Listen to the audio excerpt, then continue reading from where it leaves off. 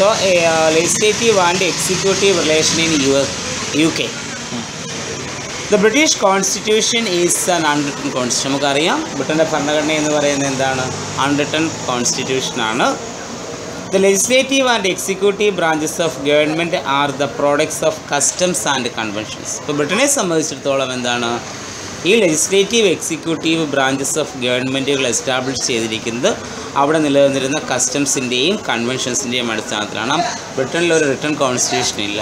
The majority principles of British constitutions are based on customs, conventions, usages and practices. പണ്ടുണ്ടായിരുന്ന ആചാര അനുഷ്ഠാന പാരമ്പര്യങ്ങളുടെ അടിസ്ഥാനത്തിൽ ഇപ്പോഴും എന്ത് ചെയ്യുന്നു? ബ്രിട്ടനിൽ നിലനിൽക്കുന്നു പോകുന്നു. So in early years the monarch exercised executive power and control the legislature. പണ്ട് കാലത്ത് എന്താണ്? മൊണാർക്ക്, അവിടുത്തെ ഒരു ഏകാധിപതി ഉണ്ടാവും. അപ്പോൾ അദ്ദേഹത്തിനായിരുന്നു ഇതിനുള്ള അധികാരം, എക്സിക്യൂട്ടീവ് അധികാരങ്ങൾ കൈകാര്യം ചെയ്യുവാനും അതിനുശേഷം എന്ത് ചെയ്യുന്നു? അവർ ലെജിസ്ലേച്ചറിനെ കൺട്രോൾ ചെയ്യുകയും ചെയ്തു. But in course of time the executive and legislative branches R separated. പക്ഷെ പിന്നീട് വന്നപ്പോൾ എന്ത് ചെയ്തു? എക്സിക്യൂട്ടീവിനെയും ലെജിസ്ലേറ്റീവ് ബ്രാഞ്ചസിനെയും അവിടെ എന്ത് ചെയ്തു? സെപ്പറേറ്റ് ചെയ്തു. അതായത് nominal executive, that is the king or queen. ബ്രിട്ടനിലെ നോർമൽ എക്സിക്യൂട്ടീവ് എന്ന് പറയുന്ന ആരാണ്? രാജാവോ രാജ്ഞിയാവാം. Began to appoint the real executive. അപ്പോൾ അവിടുത്തെ എന്താ? രാജാവോ രാജ്ഞിയാണ് ബ്രിട്ടനിലെ യഥാർത്ഥ എക്സിക്യൂട്ടീവായ പ്രൈം മിനിസ്റ്റർ എന്ത് ചെയ്യുന്നത്? അപ്പോയിൻറ്റ് ചെയ്യുന്നത്. ഇന്ത്യയിൽ ഇതേ കേസ് തന്നെയാണ്. നോർമൽ എക്സിക്യൂട്ടീവ് ഉണ്ട്, റിയൽ എക്സിക്യൂട്ടീവ് ഉണ്ട്. പക്ഷേ ഇന്ത്യയിൽ എങ്ങനെയാണ്? കിങ് അല്ല, അല്ലെങ്കിൽ പിന്നെ പ്രസിഡൻ്റ് അല്ല എന്ത് ചെയ്യുന്നത്? പ്രധാനമന്ത്രിയെ അപ്പോയിൻറ്റ് ചെയ്യുന്നത്. പിന്നെ പ്രധാനമന്ത്രി എങ്ങനെയാണ്? By constitutional procedure the prime minister is appointed as the leader of majority party in the parliament. പാർലമെൻറ്റിൽ ഭൂരിപക്ഷമുള്ള പാർട്ടിയുടെ നേതാവാണ് ഇന്ത്യയെ സംബന്ധിച്ചിടത്തോളം ആര്? Real executive, that is prime minister എന്ന് പറയുന്നത്. പക്ഷേ ബ്രിട്ടനിൽ അങ്ങനെയല്ല. എന്ത് ചെയ്യുന്നു?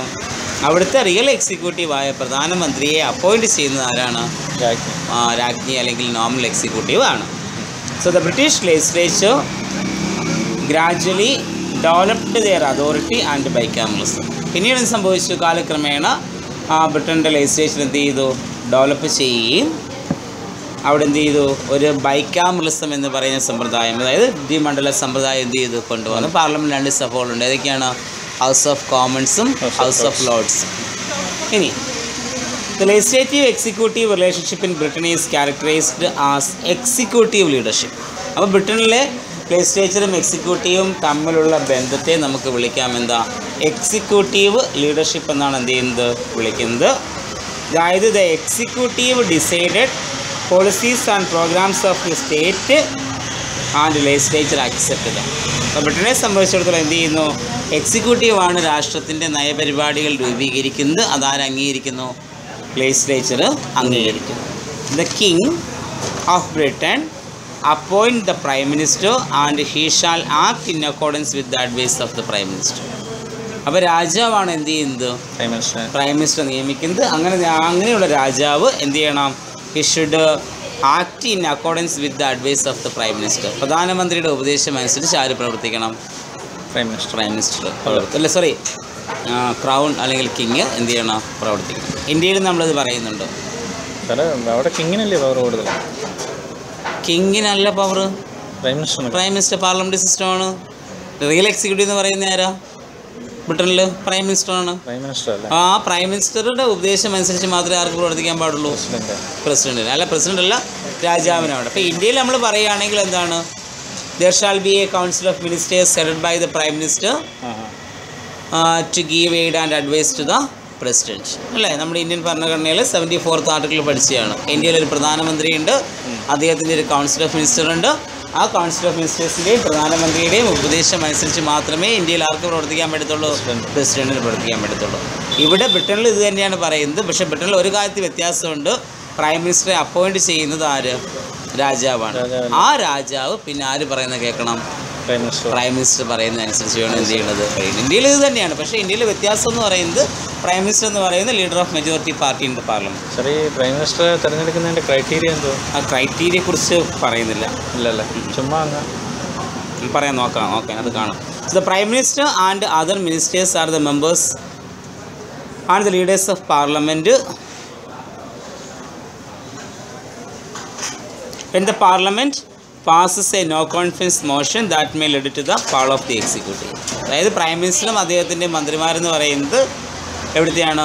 പാർലമെൻറ്റിലെ അംഗങ്ങളായിരിക്കും. അപ്പോൾ അവർക്കെതിരെ ഒരു നോ കോൺഫിഡൻസ് മോഷൻ കൊണ്ടുവന്നാൽ, ഒരു അവിശ്വാസ പ്രമേയം പാർലമെൻറ്റ് പാസ്സാക്കിയാൽ എന്ത് ചെയ്യുന്നു?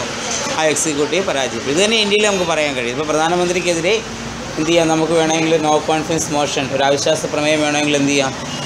കൊണ്ടുവന്നാൽ എന്ത് ചെയ്യാം? അത് പാസ്സാക്കുകയാണെങ്കിൽ അയാൾ എന്ത് ചെയ്തു? പുറത്ത് പോയി. ഇപ്പോൾ ഇന്ത്യയിൽ കഴിഞ്ഞ പ്രാവശ്യം നമ്മൾ UPA ഗവൺമെൻറ് മൻമോഹൻ സിംഗിനെതിരെ നോ കോൺഫിഡൻസ് മോഷൻ കൊണ്ടുവന്നു. പക്ഷേ അതെന്ത് ചെയ്തില്ല? പാസ്സായില്ല. So the members of parliament can control the executive through questions and supplementaries. അപ്പോൾ പാർലമെൻറ്റിലെ അംഗങ്ങൾക്ക് എന്ത് ചെയ്യാം? എക്സിക്യൂട്ടീവിനെ ചോദ്യങ്ങളിലൂടെയും അതുപോലെ തന്നെ സപ്ലിമെൻ്ററിയിലൂടെയും എന്ത് ചെയ്യാൻ കഴിയുന്നു? കൺട്രോൾ ചെയ്യാനായിട്ട് കഴിയും. എനിക്ക് തോന്നുന്നു ബ്രിട്ടനിലും ഇലക്ഷനാണ് ലീഡർ ഓഫ് മെജോറിറ്റി പാർട്ടി തന്നെയാണെന്ന് തോന്നുന്നു പ്രൈം മിനിസ്റ്റർ ആവുന്നതെന്ന് തോന്നുന്നു. അവിടെ ഇലക്ഷനില്ല. എവിടെയാണ്? പാർലമെൻറ്റ് ഇലക്ഷനുണ്ട്. പ്രസിഡന്റ് രാജാവ് എന്ത് ചെയ്യുന്നു? അപ്പോയിൻറ്റ് ചെയ്യുന്ന ഒരാളെ.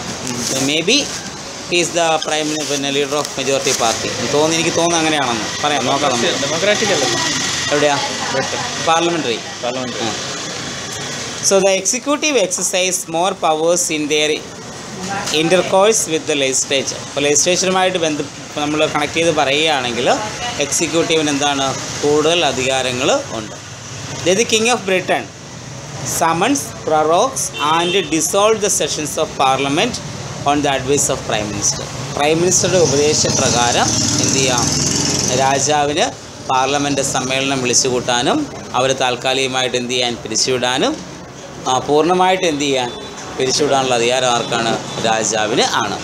പാർലമെൻ്ററി എന്നുള്ള വേർഡിൻ്റെ പാർലമെൻ്ററി എന്ന് പറഞ്ഞാൽ ക്യാബിൻ എന്നാണ് അർത്ഥം. അല്ലെങ്കിൽ ക്യാബിൻ എന്ന് വരാം, അല്ലെങ്കിൽ ഈ ടോക്കിംഗ് ടേബിൾ, എല്ലാം കൂടെ കൂടിയിരുന്ന് പാർലമെന്റ് എന്ന വാക്കുണ്ടായത് പാർലർ എന്ന വാക്കിൽ നിന്നാണ്. പാർലമെന്ററി എന്ന് പറയുമ്പോൾ അത് നമ്മൾ എന്ത് അർത്ഥമാക്കേണ്ടി? പാർലമെന്ററി ഭരണം. പാർലമെന്റ് പ്രധാനമന്ത്രിയും അദ്ദേഹത്തിന്റെ ജനങ്ങളുടെ പ്രതിനിധികൾ കൂടി എന്ത് ചെയ്യുന്നു? ഭരണം നടത്തുന്നു. നമ്മളിപ്പം പ്രധാനമന്ത്രി എന്ന് പറയുന്നത് ഒരു MP ആണ്. ജനങ്ങൾ നേരിട്ട് തിരഞ്ഞെടുക്കുന്ന MP ആണ്. അങ്ങനെയാണെങ്കിൽ ഇവിടെ പിന്നെ ഇലക്ഷൻ നടക്കുന്നുണ്ടോ? ഇവിടെ ഇലക്ഷൻ ഉണ്ട്. ബ്രിട്ടനിൽ ഇലക്ഷൻ വരുന്നുണ്ട്. എനിക്ക് പ്രൈം മിനിസ്റ്റർ അങ്ങനെയാണ് നിയമിക്കും തോന്നുന്നു. ഏതൊക്കെ ടൈപ്പിലുണ്ട്? പാർലമെന്ററി ഉണ്ട്, പ്രസിഡൻഷ്യൽ ഉണ്ട്, പിന്നെ സെമി പ്രസിഡൻഷ്യൽ ഉണ്ട്. ഈ 3 ടൈപ്പുകളിലാണ്. അല്ലെങ്കിൽ നമ്മൾ സെമി പ്രസിഡൻഷ്യൽ അല്ലെങ്കിൽ കോസി പ്രസിഡൻഷ്യൽ എന്ന് പറയും. അതായത് പാർലമെന്ററി സിസ്റ്റത്തിൽ പ്രൈം മിനിസ്റ്റർക്കാണ് അധികാരം കൂടുതൽ, പ്രസിഡൻഷ്യൽ സിസ്റ്റത്തിൽ പ്രസിഡന്റിന്. ദെൻ സെമി പ്രസിഡൻഷ്യൽ വരുമ്പോഴത്തേക്കും 2 പേർക്ക് ഈക്വൽ പവേഴ്സ് വരും. ശ്രീലങ്കയിലെ പോലെ.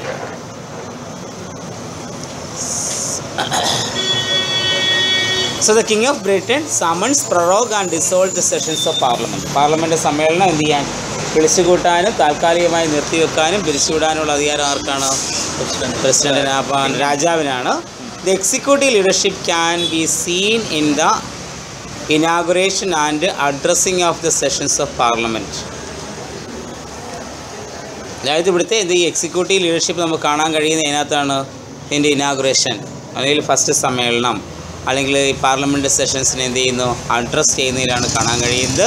Majority of the legislature proposals are form the part of executive.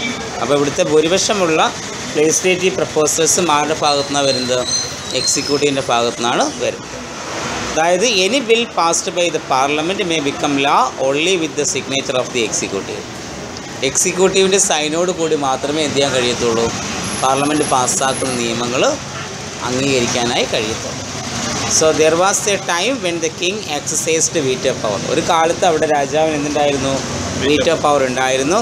In the modern context the king is acting on the base of the saying that the king can do no wrong because the king is not doing anything by himself. അപ്പോൾ ഇന്ന് നമ്മുടെ ആധുനിക കാലഘട്ടത്തിൽ പറയുകയാണെങ്കിൽ രാജാവിൻ്റെ അധികാരങ്ങൾ പ്രവർത്തിക്കുന്നത് അവിടുത്തെ ഒരു സെയിങ് ആണ്, ഒരു പഴഞ്ചൊല്ല് പോലെ ഒരു സംഗതിയാണ് പറയുന്നത്. The king can do no wrong. രാജാവിന് എന്ത് ചെയ്യാൻ പറ്റത്തില്ല? തെറ്റുകളായിട്ടൊന്നും ചെയ്യാൻ കഴിയത്തില്ല. കാരണം the king is not doing anything by himself. രാജാവ് സ്വന്തമായിട്ട് എന്ത് ചെയ്യുന്നില്ല?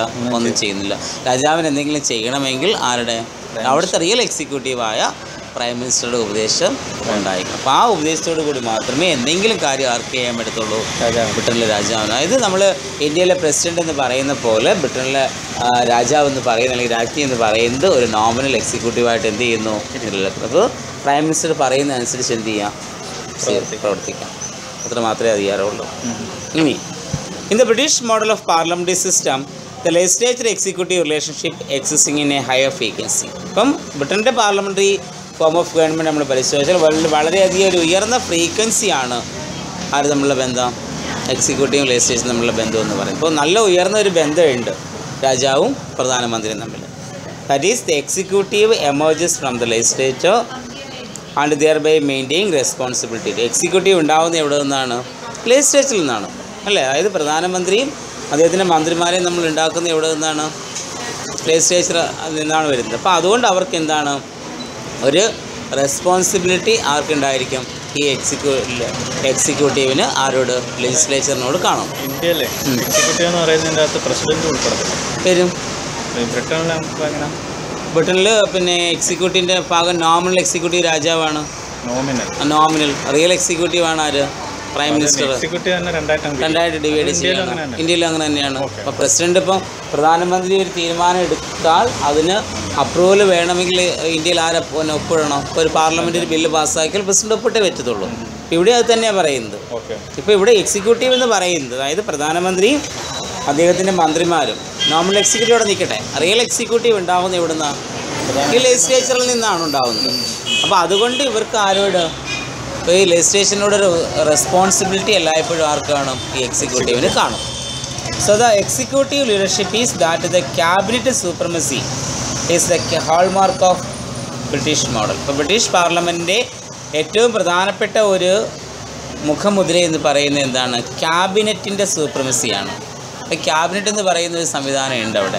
അതായത് പ്രധാനമന്ത്രിയും അദ്ദേഹത്തിൻ്റെ മോസ്റ്റ് ട്രസ്റ്റഡ് ആയിട്ടുള്ള കൊളീഗ്സും കൂടി ചേർന്നിട്ട് എന്തുണ്ടാക്കുന്നത്, ക്യാബിനറ്റ് ഉണ്ടാക്കുന്നത്. അപ്പോൾ ആ ക്യാബിനറ്റിൻ്റെ സൂപ്രമസി നമുക്ക് ഇവിടെ കാണാം, ബ്രിട്ടനിൽ കാണാനായിട്ട് കഴിയപ്പെടുന്നു. So in the age of decline of legislature and delegated legislation the legislature exist as a necessary evil which also expanded the role of executive. അപ്പോൾ നമ്മുടെ ആധുനിക കാലഘട്ടത്തിലായ ലെജിസ്ലേച്ചറും എക്സിക്യൂട്ടീവും തമ്മിലുള്ള ബന്ധം എന്താണെന്ന് കുറയുകയാണ്. കാരണം അവിടെ പുതിയൊരു ഫീച്ചറായിട്ട് എന്ത് വന്നു, ഡെലഗേറ്റഡ് ലെജിസ്ലേഷൻ എന്ത് ചെയ്തു, ഉണ്ടായി.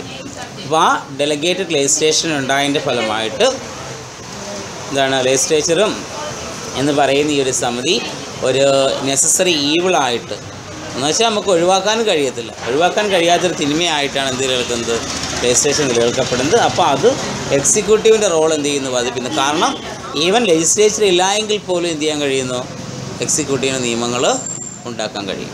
അപ്പോൾ അതുകൊണ്ട് ആ ഡെലഗേറ്റ് ലെജിസ്ലേഷൻ എന്ന് പറയുന്ന പ്രൊസീജിയർ വന്നതുകൊണ്ട് എക്സിക്യൂട്ടീവിൻ്റെ റോള് കൂടുന്നു, ലെജിസ്ലേഷൻ റോൾ അവിടെ എന്ത് ചെയ്യുന്നു, കുറയുകയാണ് ചെയ്യുന്നത്. അപ്പം അത്രയാണ് അതിനകത്ത് ഓർത്തിരിക്കേണ്ടത് ബ്രിട്ടനകത്ത്. സാറേ ഈ ബ്രിട്ടനിലാണ് ഈ എക്സിക്യൂട്ടീവ് ഡെലഗേറ്റ് ലെജിസ്ലേഷൻ അത് എല്ലായിടത്തും കാണും, ഇന്ത്യയിലും ഉണ്ട്. ബ്രിട്ടനിലെ ഒറിജിനൽ വരുന്നത്. അപ്പോൾ ഇന്ത്യയിലും വേണമെങ്കിൽ എന്ത് ചെയ്യാം, ഉണ്ട്, ഡെലഗേറ്റ് ലെജിസ്ലേഷൻ കൊണ്ടുവരാം. അപ്പോൾ ലെജിസ്ലേച്ചർ എല്ലാ സമയത്ത് എന്ത് ചെയ്യാം, എക്സിക്യൂട്ടീവ് നിയമം ഉണ്ടാക്കാം. അത് മിക്ക രാജ്യങ്ങളിലും അങ്ങനത്തെ പ്രൊസീജിയർ എന്താ നടക്കുന്നുണ്ട്.